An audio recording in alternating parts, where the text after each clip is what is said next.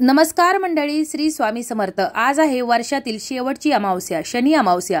आपल्या हिंदू धर्मामध्ये भगवान शनिदेवांना कर्माचा दाता म्हटलं जातं, तर त्यांना न्यायाची देवता असं देखील म्हटलं जातं। व्यक्तीच्या प्रत्येक वाईट चांगल्या कर्माचे हे शनिदेव फळ देतात। अशातच शनिदेवाची दृष्टी जर एखाद्या व्यक्तीवर पडली तर ती व्यक्ती राजापासून रंक बनायला वेळ लागत नाही। आणि म्हणूनच शनिदेवाच्या प्रकोपापासून मुक्ती मिळवायची जर असेल तर आपल्याला या शनी अमावस्येच्या दिवशी शनिदेवाची पूजा करायची आहे। शनिदेवाची कृपा आपल्यावर सदैव राहते। त्याचबरोबर शनी अमावस्या ही अत्यंत महत्त्वाची अमावस्या मानली जाते आणि म्हणूनच या अमावस्येला जर शनिदेवांचे जर काही उपाय आपण जर केले तर आपल्याकडून कळत न कळत जे पाप झाली असतील तर त्यापासून मुक्ती मिळते, मोक्ष प्राप्त होतो। त्याचबरोबर शनीच्या प्रकोपापासून देखील मुक्ती मिळवण्यासाठी आपण हे उपाय करू शकता। त्याचबरोबर आपल्या घरावर विघ्न असतील, संकट असतील, बाधा असतील, साडेसाती असतील किंवा इतर कोणत्याही कारणाने आपल्याला जर त्रास होत असेल तर ते देखील त्रास यामुळे दूर होण्यास मदत होणार आहे।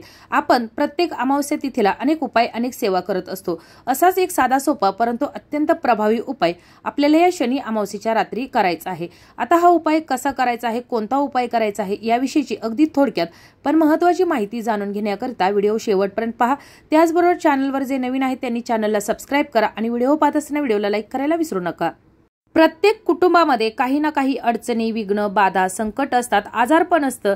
कुटुंबामध्ये सतत होणारे वादविवाद, भांडणं, कलह, व्यवसायामध्ये, नोकरीमध्ये येणारे अडथळे असतील किंवा इतर काही कारणामुळे घरामध्ये जर सतत चिडचिड होत असेल, मुलांच्या शिक्षणामध्ये, नोकरीमध्ये, व्यवसायामध्ये जर काही अडचणी येत असतील तर त्यामुळे आपण त्रस्त असतो। आणि जर विशिष्ट तिथींना जर आपण काही प्रभावी उपाय केले तर त्या विशिष्ट तिथीच्या देवी देवताचा आशीर्वाद आपल्याला प्राप्त होतो। त्याचबरोबर आपल्यावरची सर्व ही संकट, विघ्न दूर होण्यास मदत होते।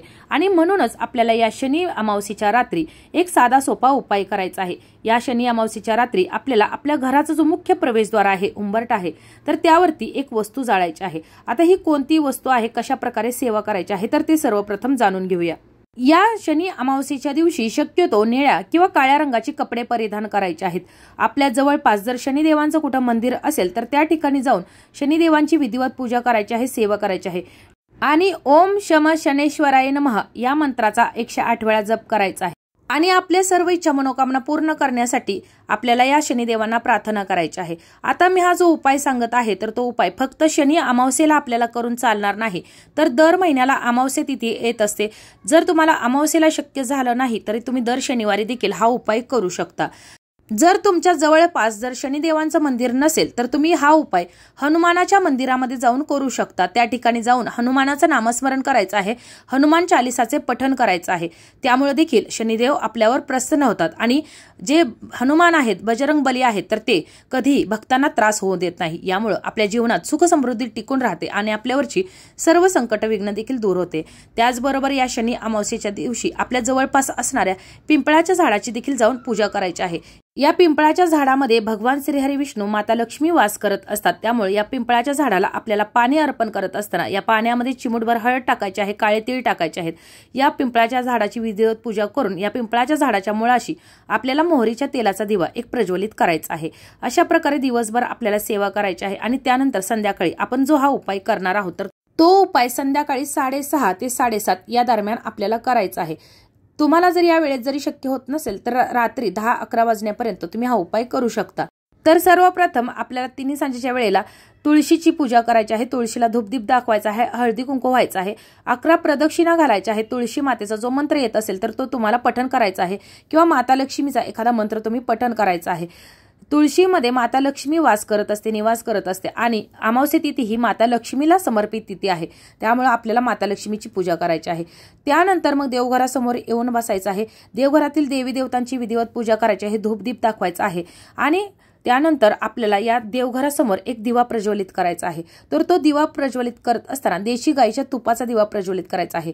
देवघरासमोर जो दिवा आहे तर तो वेगळा आणि आपल्याला एक वेगळा दिवा प्रज्वलित करायचा आहे। जो दिवा आपण तुळशी जवळ देखील अशाच प्रकारे प्रज्वलित करायचा आहे।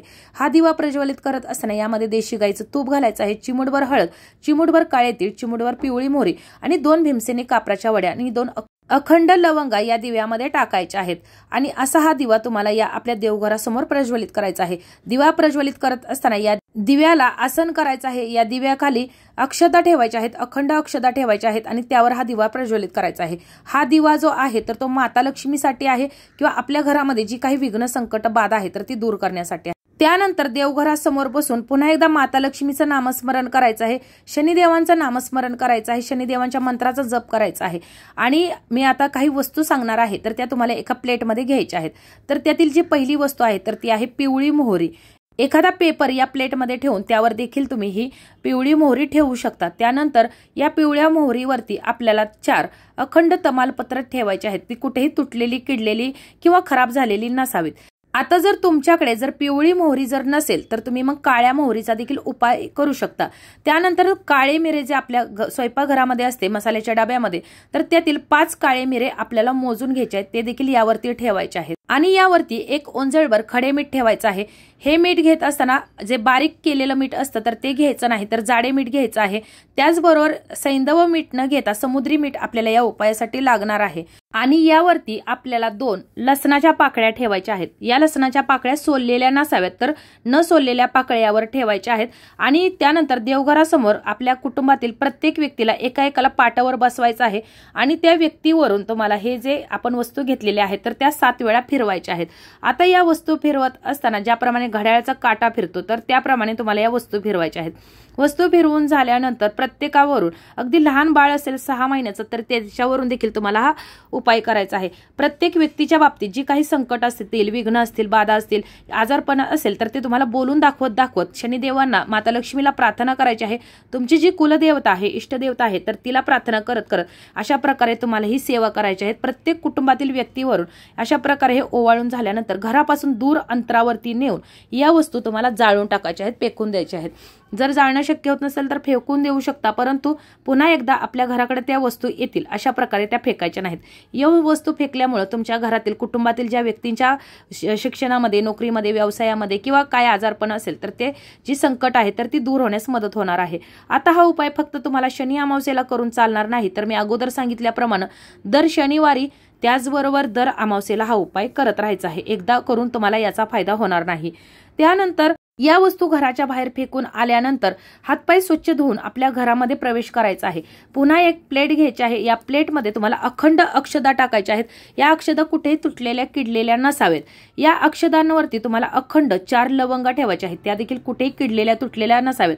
मी आता तुम्हाला अखंड वस्तू दरवेळेला का सांगते, तर अखंड वस्तू जर आपण कोणत्याही उपायासाठी, सेवेसाठी वापरल्या तर आपण केलेल्या उपायाचं आपल्याला अखंड फळ प्राप्त होत असतं। आणि म्हणूनच कोणतीही सेवा असेल, उपाय असेल तर त्यासाठी अखंड वस्तू वापरावेत। आणि त्यानंतर आपल्याला या अखंड लवंगासोबतच यावरती 4 अखंड तमालपत्राची पानं ठेवायची आहेत, ती देखील कुठेही फाटलेली, तुटलेली, किडलेली नसावीत।